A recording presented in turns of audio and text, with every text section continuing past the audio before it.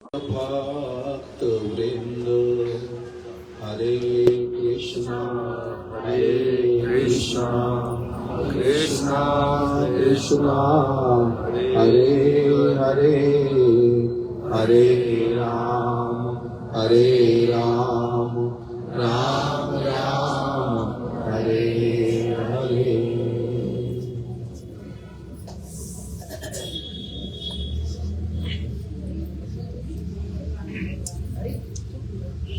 आप सब लोगों ने श्रीमद् भागवत की कथा तो श्रवण की ही है। श्रीमद् भागवत का महात्म्य भी सुना ही होगा। सबसे पहले धुंधकारी जी की कथा सुनी थी।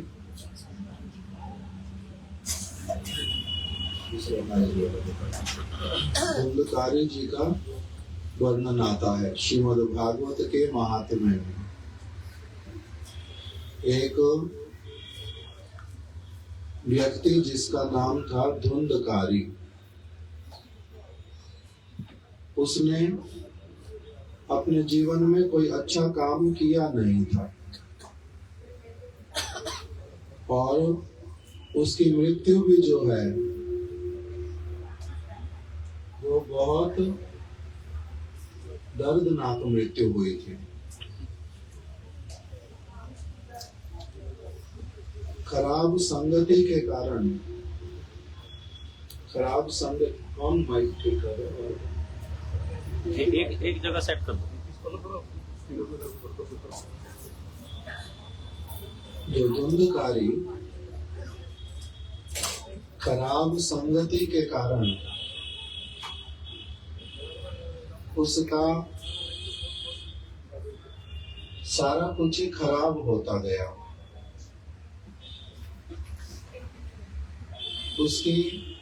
उसके पिताजी जो हैं उससे बड़े दुखी, इसीलिए वो घर छोड़ करके ही चले गए।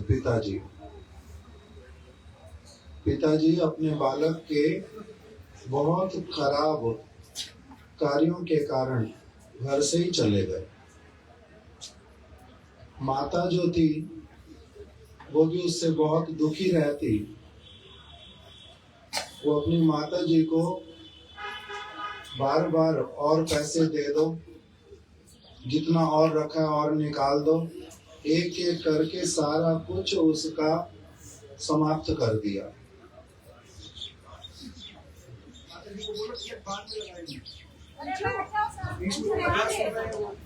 नहीं, उनको क्या पता चलता, इससे क्या फर्क। बोला तिरगलाओ तो बोले सब तिरगलाओ, सारी सब तिरगलाओ। के बात तो मान लिया उन्होंने। हम कीर्तन कर सकते हैं 5 मिनट, अगर लगाना है लगा लो। तो जो धुंधकारी, उसने नशा करना, मांस खाना, अपने घर पर बहुत अधिक उत्पात मचाना, माता जी को अपनी मारता था। ऐसे वाला बालक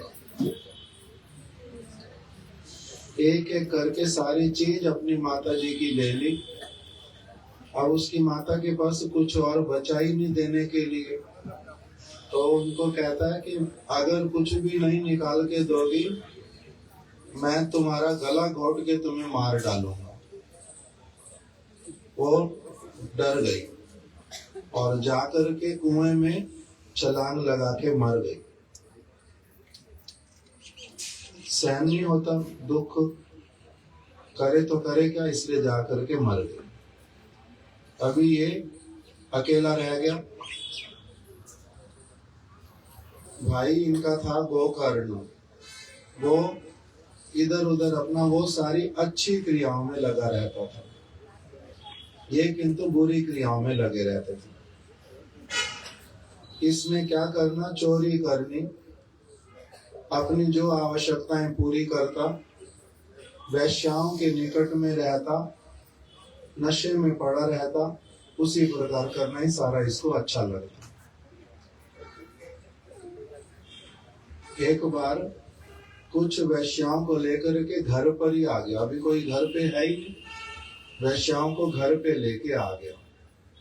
उनके साथ में रहते हुए कुछ दिन हुए और इसके हाथ में एक धनी व्यक्ति के यहाँ से, राजा जैसे व्यक्ति के यहाँ से बहुत सारी सोना चांदी के आभूषण इत्यादि चोरी करके ले आया। बहुत सारा ही उठा के ले आया। अब वैश्याओं ने देखा, ऐसे तो उनके लिए तो बड़ा आनंद का बात है, इसके पास इतना धन इतनी संपत्ति लेके आ गया।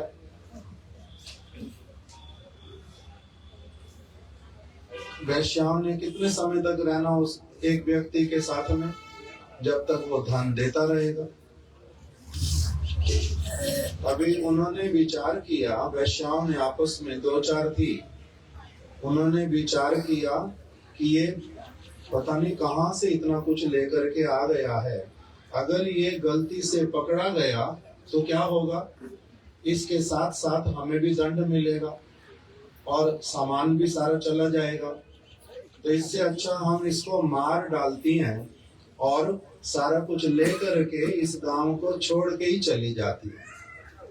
उन्होंने वही किया। वैश्याओं ने रात्रि के समय में इसका एक साथ मिल करके हाथ पैर इसके बांध दिए, इसका गला घोट करके इसको मारेंगी। बहुत प्रयास किया मारने का, किंतु मरता नहीं। तब उन्होंने कहा कि इसके मुंह में जलती हुई जो लकड़ियां है ना, वो लेकर के आओ, अंगारे इकट्ठे करके ले आओ। जब तक नहीं मरेगा तब तक इसको छोड़ना नहीं, उसको उसी तरह से मार डालो। कितना खराब मृत्यु हुई होगी ये वाली। अंगारे मुंह में डाल डाल करके, गला घोट करके उस प्रकार से मार डाला। किस लिए मार डाला है? सोना चांदी उसके लोभ के कारण इसको मार डाला। ये मर तो गया, बाकी सारी बातें तो अलग, इसके पिताजी, इसकी माताजी, भाई इत्यादि वो सब कुछ अलग। कथा बहुत बड़ी है ये वाली और बड़ी सारी शिक्षाएं हैं उसमें, किंतु हम लोग केवल एक विषय उसमें से ले रहे हैं, छोटा सा। मृत्यु हो गई। अभी इनका भाई जो है वो बहुत साधु स्वभाव का था। उनका नाम गोकर्ण। दो भाई होने पर, चार भाई होने पर, बहनें होने पर सारे एक जैसे होंगे। एक माता के गर्भ से जन्म लेने पर भी ये तो होएगा नहीं। ये दोनों तो एक ही गर्भ से भी इन्होंने जन्म लिया नहीं था। ऐसे तो भाई क्यों कहते हैं? क्योंकि इनके घर पर ही गोकर्ण जी का भी जन्म हो गया, इसलिए भाई कह देते। तो अभी भाई बड़े साधु स्वभाव का, ये बड़ा दुष्ट धुंधकारी जिसकी मृत्यु हुआ। अभी मरने के बाद में जो इसकी आत्मा है वो भटकती रहती है। सबको एक जैसी गति नहीं मिलती, अलग अलग प्रकार की मृत्यु और उसके अनुसार ही फिर अलग अलग प्रकार की योनियां। जैसे जैसे कर्म किए हैं उसी के अनुसार फिर निर्णय होता है आगे कौन सी गति प्राप्त होएगी। सबकी एक गति तो होती नहीं, सबकी गति अलग अलग। कोई मनुष्य से फिर मनुष्य बनता है, किसी का मनुष्य शरीर छूटता है तो वो कोई बनता है गधा, घोड़ा, कुत्ता, सुअर, बैल, मच्छर, कीट, पतंग, पक्षी, कोई शेर, अलग अलग बनते हैं, भालू। कोई व्यक्ति बनता है देवता, देवी, उस प्रकार का शरीर भी मिलता है। अलग अलग योनियां, अलग अलग शरीर। किसी किसी को योनि ही नहीं मिलती, अर्थात तो माता के गर्भ नहीं मिलता, सौभाग्य नहीं होता। किसी किसी को माता का गर्भ मिलता है किंतु फिर गर्भ में ही मर जाता है। महापापिष्ट जारा पुनः पुनः गर्भे जन्मी मरे। गर्भ में ही जन्म होता है, गर्भ में ही मर जाता है, बाहर ही नहीं आ पाता। अलग अलग सबकी गति होती है और किसी को गर्भ में जाने का भी अवसर नहीं दिया जाता, रोक दिया जाता है, रोक दिया जाता है। आजकल सारे लोगों को ये बातें सारी आती नहीं है, ये विज्ञान पता नहीं है, किंतु ये विज्ञान है बहुत बड़ा। अर्जुन को ये विज्ञान था, भले ही वो क्षत्रिय था, किंतु तब भी उसको ये ज्ञान था, इसलिए उसने कृष्ण को बोला, अर्जुन ने, हे कृष्ण, अगर ये युद्ध हुआ महाभारत का, कितने सारे लोग मारे जाएंगे, और फिर जो लोग मर जाएंगे, अगर किसी किसी का पूरा कुल ही समाप्त हो जाएगा, तो आगे फिर उनके पितरों को जल देने वाला भी कोई नहीं होगा। उनकी गति क्या होएगी, आत्माएं कहाँ कहाँ भटकेंगी। इस सब चीज का दोष मेरे को तो नहीं लगेगा ना, मेरे को ये भय हो रहा है अभी, किंतु ये सारा विज्ञान अधिकांश लोगों को पता नहीं है। ये गीता में सारा बताया हुआ अच्छी तरह से, भागवत में उससे भी ऊपर की बातें बतलाई। तो धुंधकारी जो है उसको क्या हुआ, उसको शरीर ही नहीं मिलेगा। क्यों? इसके कारण इसकी माँ इतनी दुखी हो करके मर गई, इसका पिताजी इसके कारण इतना दुखी हुआ कि उसको घर छोड़ करके जाना पड़ा। इसने अनेक अनेक लोगों की चोरियां की, कितने लोगों ने दुख पाया इसके कारण, चिंतित हुए। उनका परिश्रम से किसी ने धन अर्जित किया था, किसी ने सोना अर्जित किया था, किसी ने चांदी, इसने सबको दुख पहुंचाया और बहुत सारे अन्याय किए थे। इसलिए इनको शरीर ही नहीं मिलेगा। अब ये दंड है, इनको शरीर नहीं मिलेगा। अगर शरीर ना मिले तो क्या होता है, हानि क्या है? अगर शरीर ना मिले तो प्रेत योनि तो है। प्रेत योनि में हानि क्या है? खाने की इच्छा करती है बहुत अधिक, क्योंकि सूक्ष्म शरीर है पड़ा, मन है, बुद्धि है, अहंकार है, किंतु शरीर नहीं है। खाने की इच्छा करती है बहुत अधिक, खाना सारा सामने पड़ा है, किंतु हाथ नहीं है जो उठा करके खा ले, मुंह नहीं है कि मुंह के अंदर डाल दे, दांत नहीं है जो चबा सके, पेट नहीं है जिसमें खाना चला जाए। इसलिए प्रेत योनि, भूत योनि इत्यादि बहुत खराब। तो अभी इनको प्रेत योनि की प्राप्ति हुई, शरीर नहीं मिलेगा धुंधकारी को। तब फिर इनके भाई गोकर्ण जी, ये धुंधकारी जो है आत्म शरीर में सूक्ष्म शरीर साथ लेकर के वो अपने भाई के पास बार बार जाता है, भाई गोकर्ण, मैं प्रेत योनि में पहुंच गया, मेरी बड़ी दुर्गति, मेरे ऊपर कृपा करो, मेरे लिए कुछ उपाय करो, मेरे को इस प्रेत योनि से निकालो। बड़ा दुखी होकर के बार बार उनके पास आता है। जैसे किसी को कोई गलत काम कर बैठे कोई व्यक्ति और फिर उसको जेल हो जाए, तो वो अपने जान पहचान के लोगों को रिक्वेस्ट करता है कि भैया कोई जुगाड़ लगाओ, कुछ मेरी बेल करवा दो, पैसे भर दो, कुछ मेरे को यहाँ से छुड़वा दो, कुछ ना कुछ करो।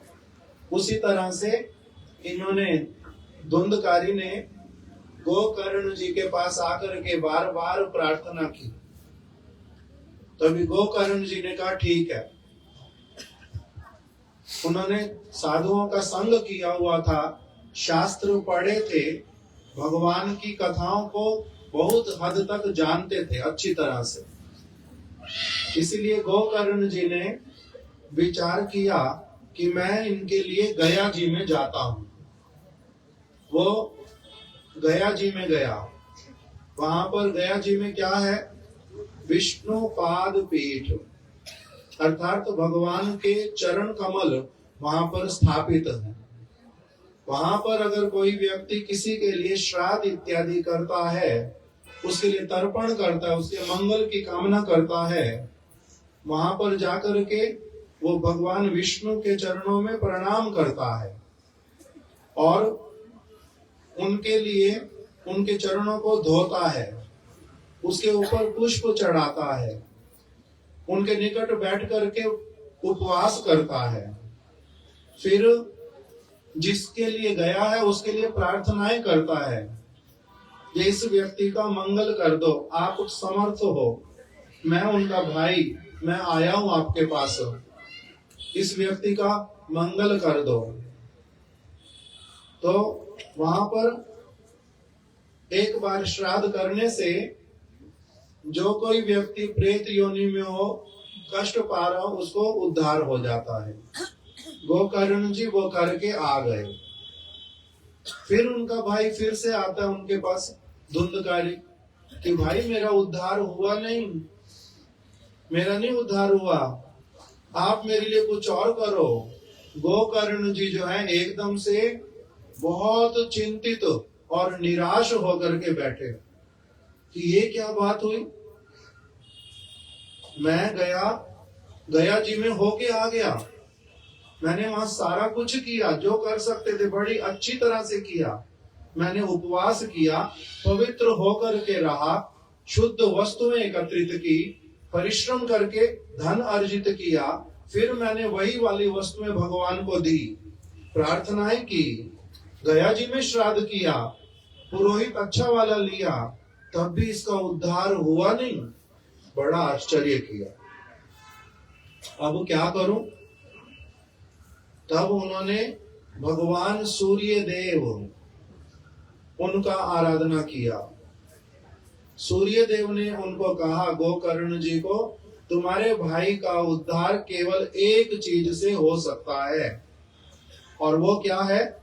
इनको आप स्वयं ही बहुत अच्छी तरह से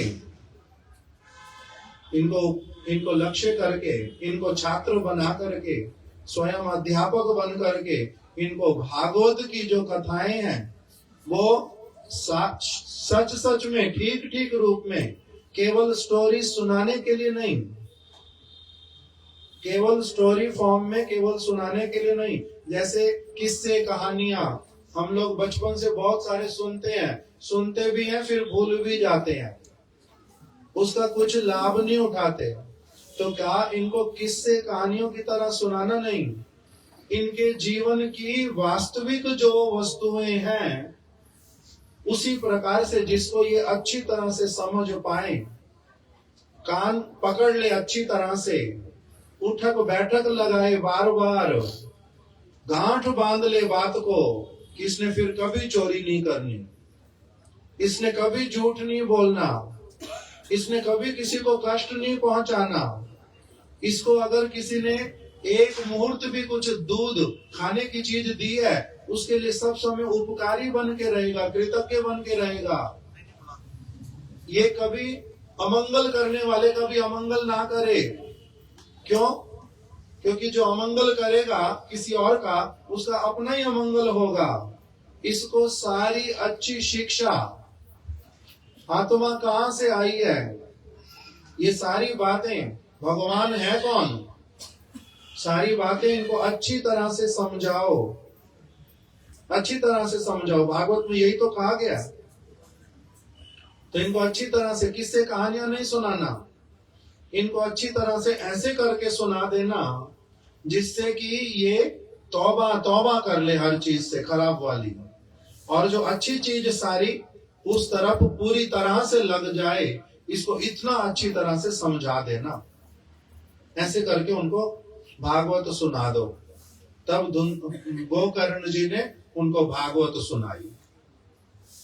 भागवत सुनाई, भागवत सुनते सुनते ही क्या हो गया, वो इस प्रकार से उनका हृदय परिवर्तित हुआ, इतना पश्चाताप हुआ, मैंने क्या क्या किया, बहुत अधिक रोने लगे और दुखी हुए, कान पकड़े बार बार, मैं इतना गंदा था, मेरा दुर्भाग्य था, मेरे को इतने गंदे लोगों का संग मिला था। किसी ने मेरे को आज तक अच्छी बातें बतलाई नहीं कि मनुष्य होकर के क्या क्या करना चाहिए। मैंने केवल पशुओं की तरह जीवन बिताया था। मैं अब किंतु नहीं ऐसा वाला जीवन व्यतीत करूंगा। उस समय सारे पवित्र कार्य क्या होते हैं, पवित्र शब्द क्या होते हैं, उनके मुख से बार बार इधर कथा सुनता जा रहा है, उधर अपने मन में अपने आप से क्या चलता जा रहा है। गोकर्ण जी आपकी जय हो। सूर्य देव आपने कहा मेरे उद्धार के लिए आपकी जय हो। हे कृष्ण मेरा सचमुच में मंगल करो। हे प्रभु मेरे को ऐसी सत्संगति देना जिससे मेरे मन में कभी और कोई खराब विचार ना आए। हे प्रभु मेरे को जो कष्ट पाना मैं कष्ट पाऊंगा, किंतु अब मेरा चित्त आपकी अच्छी चीजों से मेरा कभी इधर से उधर ना हो जाए। कथा सुनता जा रहा है, रोता जा रहा है, कथा सुनता जा रहा है, पश्चाताप कर रहा है, कथा सुन रहा है, अपने आप को सौभाग्यशाली भी साथ साथ मान रहा है कि लोगों के लिए प्रेत योनि इत्यादि हो सकता बहुत खराब हो, किंतु मेरे लिए यही प्रेत योनि मेरी क्या बन गई। मेरे लिए यही प्रेत योनि, लोगों को मनुष्य शरीर प्राप्त करके भगवान प्राप्त नहीं होते, मेरे को प्रेत योनि में ही भगवान प्राप्त होने जा रहे हैं। मेरा कितना सौभाग्य, मेरा कितना सौभाग्य। इस प्रकार से करते करते जब उसने कथा सुनी, सचमुच में विष्णु दूत आकर के उपस्थित हो गए उनको लेने के लिए कि तुम्हारे को अब ये मरणशील शरीर देंगे ही नहीं, अब तुम्हारे को भगवान के धाम में लेकर के चलेंगे। सबके देखते देखते कथा, क्योंकि केवल वही नहीं सुन रहे थे बैठ करके, बहुत सारे और लोग सुन रहे थे कथा, इनको किंतु विष्णु दूत लेकर के चले गए। अब सब लोगों ने कहा गोकर्ण जी को, गोकर्ण जी कथा हमने भी तो सबने सुनी थी, केवल इन्होंने थोड़ा ना सुनी थी, आप हमारे को बताओ तो। विष्णु दूत केवल इन्हीं को लेकर के चले गए, उन्होंने हमारे में से और किसी को भी नहीं लिया। ये क्या बात हुई, हमारे को क्यों नहीं लिया? तो कह रहे हैं गोकर्ण जी ने कहा जिस इंटेंसिटी के साथ में, जिस सिंसियरिटी के साथ में, जितना लगन के साथ में, मन लगा करके, हृदय दे करके, कान दे करके, पूरी तरह से कथा के बीच में बैठ करके, वो कथा के बीच में बैठे थे, मतलब पूरी तरह से बैठे थे, सब तरफ से अपने दिमाग को हटा करके उन्होंने जिस प्रकार से सुनी थी कथा, अगर वैसे वाली कोई कथा सुने तब उसका सुनना जो है उसको यही फल प्रदान करता है। इसीलिए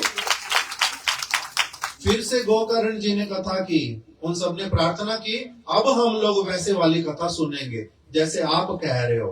तब फिर सारे लोगों का भी परम मंगल हुआ। इस प्रकार से भागवत के महात्म्य में बतलाया गया। इसलिए जो भागवत की कथा करता है, जो भागवत की कथा सुनता है, जो भागवत की कथा का आयोजन करता है, जो दूर दूर बैठा हुआ व्यक्ति भी भले ही नहीं आ पाता, वो कहता है वहां पर बड़ी अच्छी बातें हो रही हैं, भगवान की कथा चल रही है, जो इस प्रकार से केवल अपने मन में ही आनंदित तो होता है, इन सब को ही क्या होता है, इन सब का परम मंगल होता है। वही आप लोगों ने भागवत की कथा सुनी है और विपिन प्रभु जी ने कही है। हमारे प्रभु जी, मैं तो उनको बोलता हूँ आईपी कॉलोनी, मेरे फोन पे लिखा उनका नाम आईपी कॉलोनी, संजीव सैनी प्रभु। ये सभी लोग, उनकी पत्नी, ये जो भक्त लोग भागवत में जिन्होंने सब अरेंजमेंट किया, किसी भी तरह से भाग लिया, उन सब के ऊपर भागवत जी कृपा करें, हमारे प्रति भी कृपा करें, जिससे कि हम उनकी शिक्षाओं को लेकर के जीवन में पालन कर सकें। यही हमारी प्रार्थना है गुरुदेव के चरणों में, भगवान के चरणों में। हमारे पीछे कौन बैठे हैं? शीतला माता। मेरे को देख के लगा उनका जो जिसमें बैठे हैं कि शायद कोई शनि देव है। शीतला माता, शीतला माता। मैं पहले सोच रहा था शनि देव है तो बोलूंगा कि अब हमारे ऊपर शनि देव का कोई प्रभाव नहीं होगा जिसने भागवत सुनी है। अभी शीतला माता बैठी है, सबका हृदय शीतल हो, यही प्रार्थना है। हरे कृष्णा कृष्णा कृष्णा हरे हरे, हरे राम राम राम हरे हरे। गौर प्रेमानंदे हरि हरि बोल। जो कथा सबसे पहले दिन सुनते हैं, मैंने वही सबसे लास्ट में आप लोगों को सुनाई है। अर्थात हमने प्रारंभ किया है भागवत की कथा पुनः पुनः ही अच्छी तरह से सुननी चाहिए। एक एक प्रसंग भले ही सुने, किंतु अच्छी तरह से सुनना चाहिए। हरे कृष्ण।